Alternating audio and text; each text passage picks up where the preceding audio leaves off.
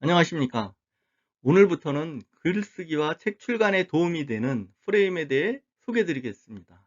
먼저 시장 기회를 찾는 3시 분석입니다. 우리가 책 한 권 분량의 글을 쓰려면 6개월에서 2년 정도 걸립니다.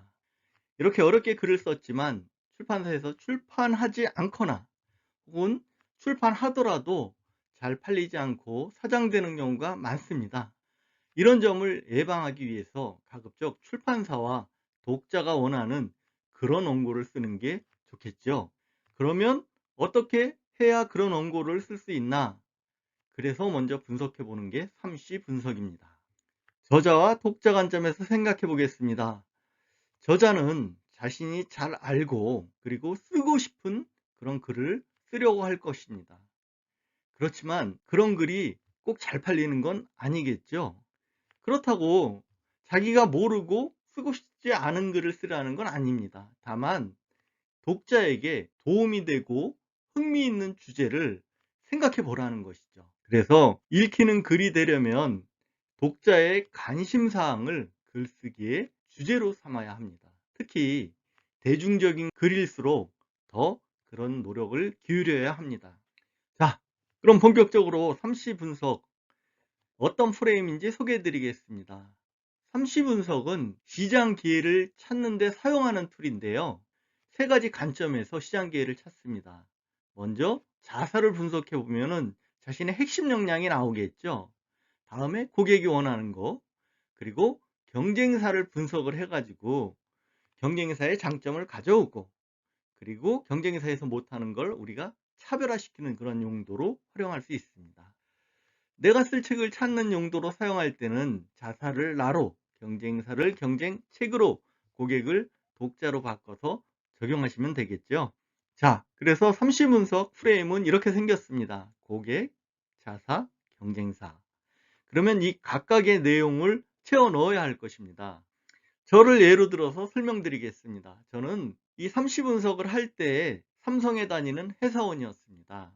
그렇기 때문에 글 쓸 시간이 부족했죠. 이건 단점입니다. 그렇지만 해사원이라도 단점만 있는 것은 아닙니다. 장점도 있습니다. 저는 회사에서 혁신과 영업을 전공하면서 혁신과 영업에 대한 지식을 배웠습니다. 그래서 먼저 영업에 대한 책을 쓰기로 결정했습니다. 이렇게 나만 분석해도 어떤 글을 써야 될지 어느 정도는 나옵니다. 자, 다음에는 경쟁사 영업책을 한번 분석해 봤습니다. B2B보다는 B2C가 대세이더라고요. 그리고 기본을 강조한 책이 많았습니다. 뭐 기본이라는 거는 뭐 영업사원의 화법, 못 잊는 법, 마인드 이런 것들이겠죠. 그런 다음에 이제 업종별로 다양했어요. 뭐 보험 영업, 자동차 영업, 자영업 여러 가지가 있었는데 또 이거를 아우르는 그런 세일즈 책을 쓸 수도 있겠다 이런 생각이 들더라고요. 그리고 마지막으로 고객층을 한번 살펴보니까 제가 보험회사 다니니까 보험 설계사나 대리점 아니면 제가 또 다른 보험회사에 친구들이 있어요. 그런 친구들이 잘 연결해 줘서 보험사 교재로 팔면은 많이 팔 수 있겠다 뭐 이런 생각. 그 다음에 아무래도 보험사만으로는 시장이 작으니 일반 세일즈맨까지 좀 확대해 보자 이런 생각으로 생각을 점점 확대해 나갔습니다. 그래 가지고 그렇게 정리한 거를 한 표로 담아 놓고 이렇게 고민을 한 거죠. 그래서 최종적으로 일반 세일즈맨을 대상으로 한 영업책을 기본을 강조한 B2C 책을 내기로 결정을 했고 그 책이 나왔습니다. 첫 책인데도 불구하고 교보 4위까지 올라가서 굉장히 기뻤습니다. 중요한 거는 여러분들께서 직접 실습을 하셔야 되는 겁니다. 상황이 저와 다르죠? 그러니까 각자 맞게 실습을 하셔야 여기서 소득을 얻을 수 있습니다. 실습할 때는 이런 점에 좀 유의하시기 바랍니다. 자사에 특히 내 강점을 극대화하는데 초점을 맞추시기 바랍니다. 다음으로 우리가 맨 처음에 책을 쓸 때는 목차를 어떻게 세워야 될지도 잘 몰라요.